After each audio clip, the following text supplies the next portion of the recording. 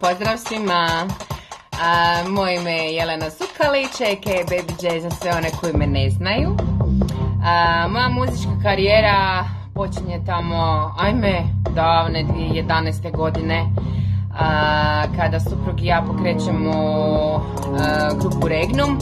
Tada nas je bilo 4 članova, danas smo samo on i ja, ali znači naš Regnum movement obuhvaća beatmaking, fotografiju i naravno nas kao izvođače. Osim toga surađivala sam sa mnogim ljudima sa Balkana, internacionalno idemo do Amerike, San Francisco, Meksiko, Njemačka, Francuska, tako da imamo stvarno zanimljivih suradnji u našoj karijeri.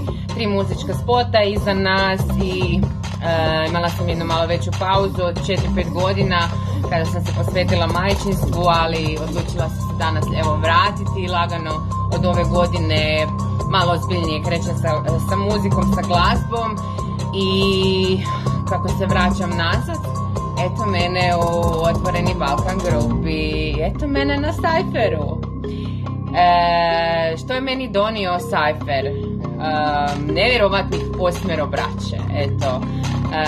Ovaj Cypher je definitivno nešto što mi je upotpunilo život, znači osim dobre muzike, osim dobrih beatmakera, administratora u grupi, dobila sam 8 braće koji su toliko divni, naša povezanost je nevjerovatna, znači 85 Crew je stvarno nešto posebno, tako da ne pričamo samo o glazbi, znači naša grupa nije samo striktno o Cypheru, kod nas se pričaju i ozbiljne teme, zezancija, toga ima možda i previše, ali neka, barem se nasmijemo. Evo, ja stvarno od kad radim na projektu tog Cyphera, jednostavno ne mogu se zamisliti jutro da ne primim mobitel i ne pogledam u svoju 85 Crew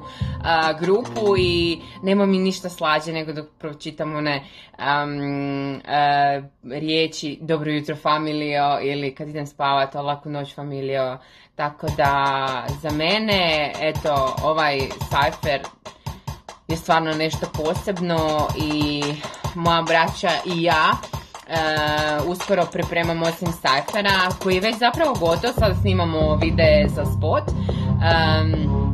Radimo na našem osobnom 85 Crew mixtape-u, beatmaker će nam biti Sux, svašta nešto zanimljivo možete očekivati od nas, tako da ostanite s nama.